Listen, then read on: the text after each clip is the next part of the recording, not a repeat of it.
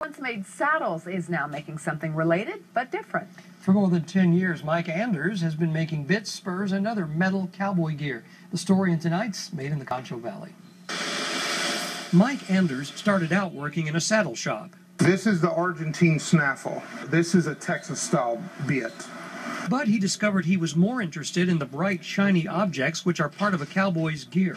What intrigued me most when I was a full-time saddle maker, and I got into seeing bits and spurs, and I just wanted to get into that metal. You take what most people would consider scrap iron and turn it into a very desirable piece of working art. The pattern here is just a metal pattern, and it's scribed onto that steel, and all the dimensions are there. And then I take over to the bandsaw and I cut it all out. The bandsaw, that's where I hand cut everything. And that's just a metal cutting bandsaw that is actually a wood cutting bandsaw at one time, and I've converted it into cutting metal. After they're cut, they're filed to a perfect match. This bit here, this is a Las Cruces. This will have a spade mouthpiece in it.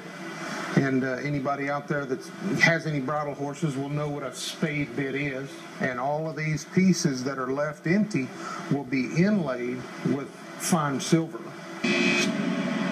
The metal is polished to a shine, from this to this. Sometimes he uses a process he calls antiquing to tone down the shine. What I do is I ink it to tone it down. And so that bright cut, instead of it being sparkly, is filled with ink to give it a background look. Along with bits and spurs, he makes belt buckles and occasionally jewelry. I'm very picky on what kind of jewelry I do make, and this is for a really, really dear friend of mine. Even after doing this for more than 10 years, he says he's still learning. One belief I've always had is the day you stop learning is the day you fail to get any better. And so you never stop learning. See some examples of Mike Anders' work at his website, AndersGear.com.